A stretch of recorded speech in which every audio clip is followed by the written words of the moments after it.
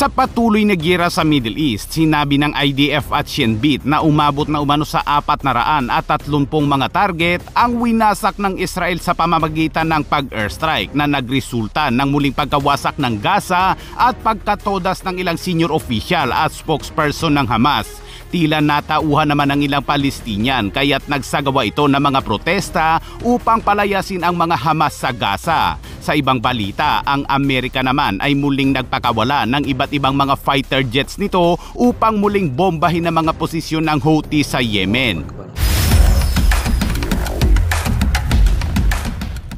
Sinabi ng IDF at Shin Bet sa isang joint statement na tinodas umano nila ang Hamas spokesperson na si Abdul Latif Al-Qanuo sa isang airstrike sa hilagang Gaza Strip. Ayon sa Shin Bet, nagsilbi umano si Qanuo bilang isang operative in terror group's military wings at naging spokesperson. Ang Israel Air Force naman ay naglabas naman ng mga bagong footage mula sa ilang mga atake nito sa Gaza Strip, pati na rin ang mga strike nito sa Syria. Ayon sa IDF, mahigit 430 mga target umano ang tinamaan ng kanilang mga fighter jets, drone at helicopter ng Israel Air Force sa Gaza mula nang ipagpatuloy ng militar ang opensiba nito laban sa mga Hamas noong nakaraang linggo lamang. Sa ilang clip ay makikita ang isang drone strike sa isang sasakyan ng Hamas at ang isa pang video ay nagpapakita ng isang strike sa ilang mga operatiba ng lugar sa Jabalia. Ang isa pang clip na inilabas ng IDF ay nagpapakita ng mga airstrikes sa mga paliparan ng militar sa Palmyra at kalapit na T4 airbase sa gitnang Syria kahapon. Sa nakalipas na linggo, sinabi ng Israel Air Force na naabot na nito ang 18 target sa Syria at 40 target sa Hezbollah sa Lebanon.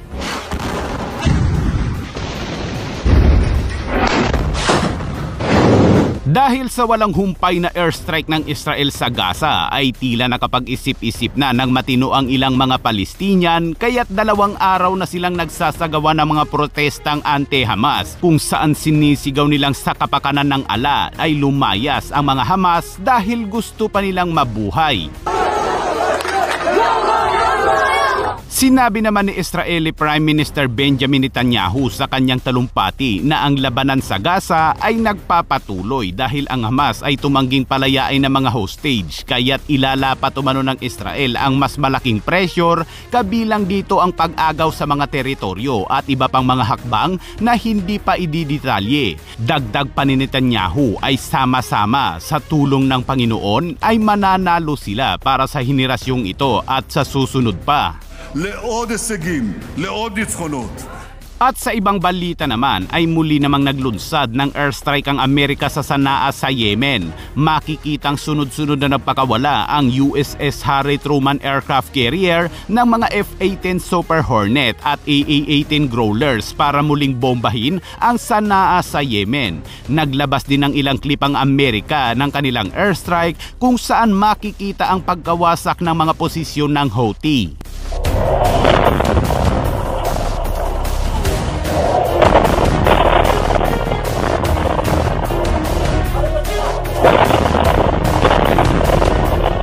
Sinabi ng Amerika na hindi sila titigil sa pag-atake hanggat hindi tumitigil ang Houthi sa kanilang mga banta. Layon kasi ng Amerika na itigil na ng Houthi ang mga pag-atake sa mga komersyal na barko tulad ng mga tanker o mga cargo ship na dumadaan lamang.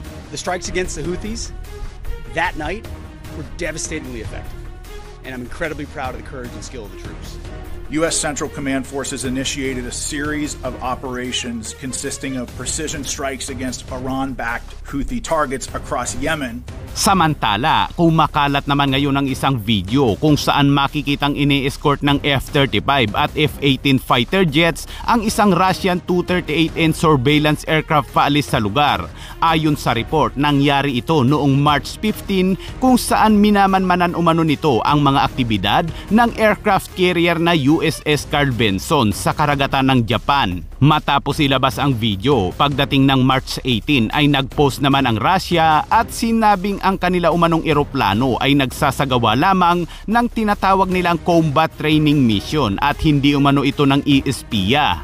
Samantala, dumating na sa bansa si US Secretary of Defense Pete Hegseth at mainit na sinalubong ni Secretary Teodoro at Pangulong Marcos. Sa gaganaping meeting na si Secretary Teodoro at Hegseth ay maituturing umanong mahalaga at kritikal dahil pag-uusapan ng dalawa kung ano ang maitutulong ng Amerika sa Pilipinas upang maipakita sa China na hindi papayag ang dalawa na basta na lamang angkinin ang teritoryo ng Pilipinas. That you have come to the Philippines as your first stop is a very strong indication and sends a very strong message of the commitment of both our countries to continue to work together to maintain the peace in the Indo-Pacific region within the South China Sea.